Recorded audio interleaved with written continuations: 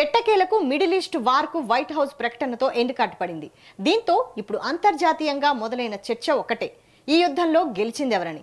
అదేవిధంగా అమెరికా ఆర్థికంగా నష్టపోయింది ఎంత అని. కాగా ఇటీవల అమెరికా రక్షణ శాఖ ఫిబ్రవరి 28, 2026న ప్రారంభమైన ఇరాన్ అమెరికా యుద్ధం కారణంగా తమకు ఇప్పటి వరకు $25 బిలియన్ అంటే మన కరెన్సీలో సుమారు 2.30 లక్షల కోట్లు ఖర్చయినట్లు ప్రకటించింది. అయితే ఈ గణాంకాలను ఇరాన్ విదేశాంగ మంత్రి అబ్బాస్ అగార్చి తీవ్రంగా తప్పుబట్టారు. పెంటగాన్ చెబుతున్నవన్నీ అబద్ధాలని కొట్టిపారేశారు. అమెరికా పన్ను చెల్లింపుదారుల సొమ్మును పెంటగాన్ తప్పుగా చూపిస్తోందని, అసలు నష్టం ఇప్పటికే $100 బిలియన్ దాటిందని అగార్చి వాదించాడు. అంతేకాదు, ఈ ఆర్థిక నష్టానికి ఇజ్రాయెల్ ప్రధాని బెన్యమిన్ నెతన్యాహు అనుసరిస్తున్న విధానాలే ప్రధాన కారణమని ఇరాన్ ఆరోపిస్తోంది. ఇజ్రాయెల్ ప్రయోజనాల కోసం అమెరికా తన ఆర్థిక వ్యవస్థను పణంగా పెడుతోందని, ఈ యుద్ధం వల్ల కలిగే పరోక్ష ఆర్థిక లాభం అమెరికాలోని ప్రతి సామాన్య కుటుంబంపై పడుతోందని అగార్చి పేర్కొన్నారు.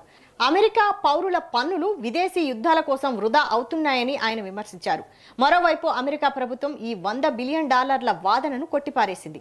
కేవలం క్షిపణులు, యుద్ధ విమానాల ఇంధనం, సైనిక మోహరింపునకు అయిన ఖర్చులనే తాము పరిగణలోకి తీసుకున్నామని పెంటగాన్ ప్రతినిధులు స్పష్టం చేశారు.